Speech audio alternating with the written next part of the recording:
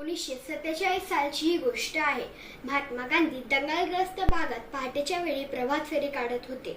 शेकडो नागरिक त्यांच्यासोबत होते। एका गल्लीत बापूजी चालता चालता थांबले।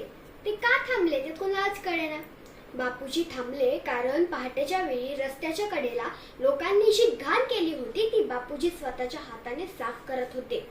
त्यांच्या मदतीला कुणीच पुढे आले नाही, परंतु बापूजींनी एकट्याने ती साफसफाई केली, मगच ते पुढे निघाले। कारण बापूजी म्हणत असत, स्वातंत्र्यापेक्षा सुद्धा स्वच्छता जास्त महत्त्वाची आहे।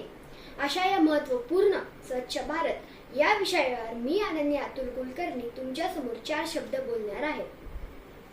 Cleanliness is next to godliness. स्वच्छता हीच देवाची पूजा असते। लाल किल्ल्यावरून स्वच्छ भारत अभियानची घोषणा करणारे नरेंद्र मोदी हे भारताचे पहिले पंतप्रधान ठरले। 2 ऑक्टोबर 2014 रोजी बापूजींच्या जयंतीपासून स्वच्छ भारत अभियानाला सुरुवात झाली।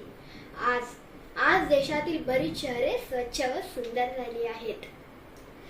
मित्रांनो, स्वच्छता जिथे जिथे, आरोग्य वसे तिथे तिथे। आपल्याला जर स्वस्थ व निरोगी राहायचे असेल तर आपले घर, आपला परिसर, आपले राज्य, आपला देश स्वच्छ ठेवलाच पाहिजे। पूर्वीचे लोक जेवण घरी करायचे आणि याला मात्र बाहेर जायचे। आता उलट झाले, आपण जेवण बाहेर करतो आणि याला मात्र घरी येतो। मित्रांनो, बापूजींचे स्वप्न होते की या देशाला स्वच्छ व सुंदर बनवायचे। हेच स्वप्न आता आपलेही बनले पाहिजे।